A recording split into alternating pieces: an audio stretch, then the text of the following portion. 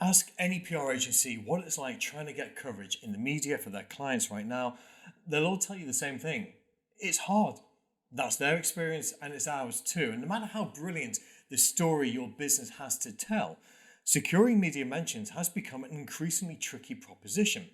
Now, this is in part due to the fact that, journalists are simply inundated with email pitches from businesses like you and agencies like us every hour of the day, and they only have a certain number of hours in that day to see what's come in and what will then go out eventually in the form of an interview or an article. So getting their attention is hard, but it requires a strong email subject line and an equally captivating headline for your story. It needs to be short. The optimum headline length is around 55 to 70 characters, no more than 10 words. Now, admittedly, this isn't easy to achieve. Try it. But it's essential that you keep it short and concise, not just so that it's easier to read, but also because this is what will often be used by search engine feeds. And there's nothing more frustrating than seeing your headline cut off at midpoint because it was too long for Google's meta description.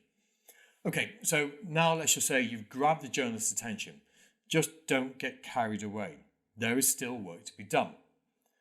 Journalists will likely spend no more than 20 seconds reading your press release, and it doesn't take Einstein to figure out that there is only so much copy that any one person can read in such a very short period of time. So again, you need to make your opening paragraph short, concise, but really, really good. Here you have up to 2 sentences to tell your reader, the journalist, what the story you want to share is all about, who it involves, when it happened or is happening, how it happened or is happening, and crucially, why it matters and why it's newsworthy. Now, that's a lot to pack into 70 to 80 words, but pack it in you must, because if you don't, then your story will stand little to no chance of seeing anything other than the pressing of a finger on the delete button.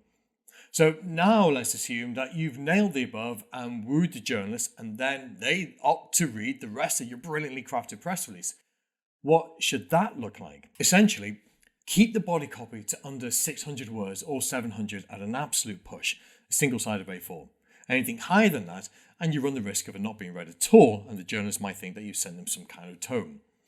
Lastly, you need to get integrated. If you're including data from a piece of market research that you've undertaken, for example, create and provide visuals such as infographics or charts. Numbers on their own are great, but any form of visual representation really grabs the reader's attention. And on the subject of imagery, always include a high-resolution image of your business's key spokesperson who is being quoted in the press release. This serves 2 key purposes. Firstly, it saves the journalist from having to contact you for one, which in turn makes their life easier. And second, it can actually boost your chances of media success because, it makes your story that little bit more personable.